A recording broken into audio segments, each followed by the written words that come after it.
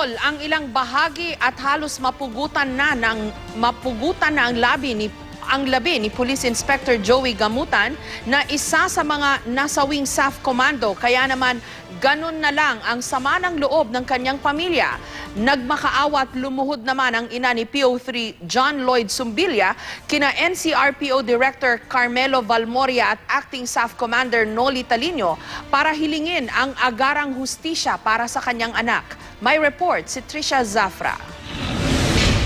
Kalunos-lunos ang itsura ng labi ni Police Inspector Joey Sacristan Gamutan nang iuwi sa kanyang mga kaanak sa Zamboanga City. Kwento ng kanyang tiyuhin, halos maputulan na raw ito ng ulo. Nakahiwalay pa ang mga paa at kamay. Tanda ng matindi nitong pinagdaanan. Tinignan ko sa kabaong, hindi ko maniwala na walang naiwan doon ang kanyang katawan.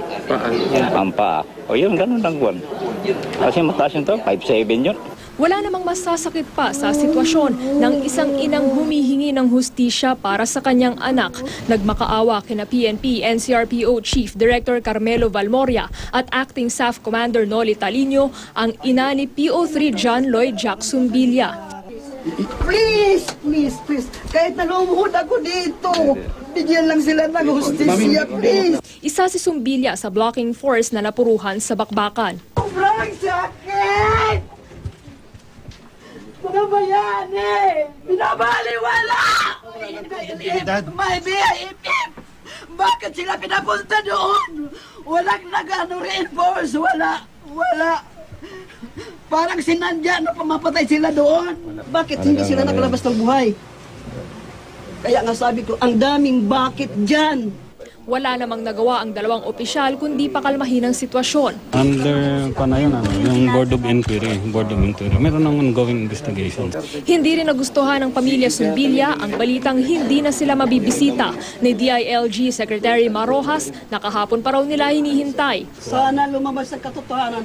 Baka pag mailibing na sila, mailibing yan ang hinihintay. Hindi mangyayari yan. Baka mailibing din! Gayunman, nagpaabot pa rin ng pakikiramay si Rojas sa pamilya. Paliwanag ni Rojas, nasa biyahe na siya papuntang Burol pero kinailangan niyang bumalik ng Maynila dahil ipinatawag siya ni Pangulong Aquino. Ngayong araw naman inilibing ang isa pa sa mga nasawing SAF trooper. Dagsa ang mga nakilibing para magbigay ng huling respeto kay PO3 Noel Golocan. Sa pagpapalipad ng mga puting lobo naman, idinaan ang pamamaalam sa pumanaw na si Police Senior Inspector Gednat Tabdi sa Zamboanga City. Itinuturing namang bayani sa Lanao del Norte si PO2 Godofredo Cabanlet.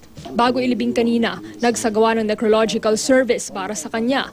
Nagbigay ng huling mensahe ang mga dumalo mula sa iba't ibang sektor ng lipunan.